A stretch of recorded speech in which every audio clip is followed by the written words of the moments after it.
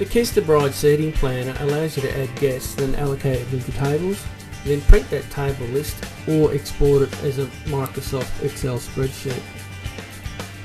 To begin with, we add our guests here in this box one at a time, one per line. So let's begin typing them in. We'll put the bride and groom in as well because we need to put them on the table. Oops. And let's put some more names in. And let's invite Grandma and Grandpa.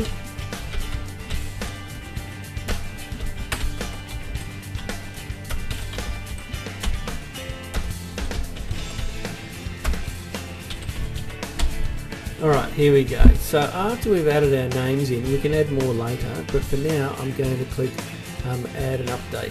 And what it will do then, it will then give you a longer list, just here. And what we're going to do, we're going to then allocate these people to tables. So let's have a look here. We can see that we've got table 1 here. So let's put the bride and groom on that table, and the bridal party as well. So let's have a look for the bride and groom. And what I'm going to do is I'm going to double click the bride's name and then the groom's name. Now I'm going to leave that one for the moment and then add another table. So down here I'm going to click here, add another table, which creates table 2. In here I might put mum and dad and a few others here. So let's put mum and dad, let's make that a family table, and then we'll put grandma and grandpa here as well. So let's make another table. So I'm going to click here, add another table. You'll see here the table 3 is formed. So let's put some more people on there as well. And let's add another table, table 4. And we put some people in. Let's put all those people in. Now you'll notice that after everything's said and done, this column here will be empty. So that means that you know then all guests have been allocated and you're not going to miss anybody. Now if you want to go back and have a look who's sitting on which table, all you need to do is click table 1 and it will show you in this box here who's sitting on that table. Let's have a look here. We can see who's sitting there in table 4. Now if we want to move this person here, let's see this person here, Mike. If we want to move him to the top of the list, we can move him up there. So let's have a look at Mike, move him up, so there he's there at the top. Now a few things we can do once we have these people on the table. If you don't want people at a table, want to move them to something else, what we're going to do is move them back into the general pool. And this is, I call the general pool here, so we want to move them back into here and move them onto another table. So let's have a look at here, let's have a look at Mike, and let's unseat him. So we'll double click on him and he moves back to the general pool. And this person here too will move back. In fact, if we don't want any of them there, we'll just unseat them all by clicking the unseat all button, and that puts them back into the pool. So you'll notice here in the general pool here we've got 4 names. So what we're then going to do is we're going to put them on another table or reorganise it. So let's have a look at table 3 again. Let's have a look at table 2. Let's have a look at table 3. Let's put these people on table 3. Now after everything's all said and done, we can then go back and have a look at our seat allocation, which we have here. We can then go and add email addresses to these people. So let's go and add an email address to this person here.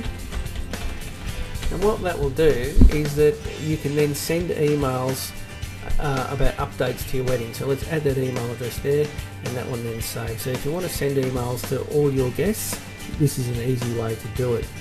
But just bear in mind though first that you need to have your personal website or personal wedding website updated before it goes, because it'll send a link in that email to your personal website, and if it's not updated, it looks a bit silly.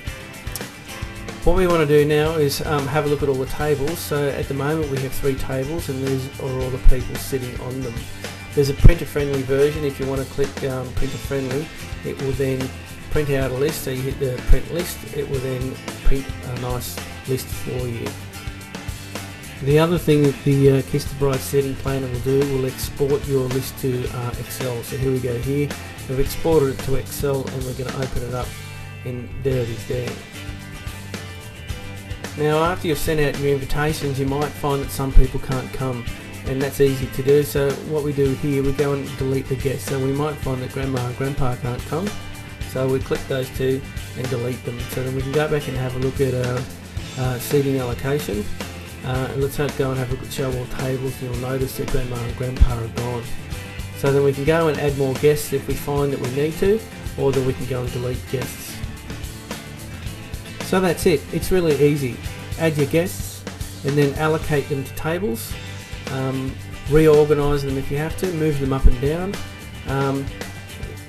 This button here, the reset button, will delete everyone from your list, so just be careful of that one, otherwise you then have to go and do them all again. So be very careful of that one, so you need to go and add them all again. So just add in all your guests, update them, allocate them to tables, and you're done.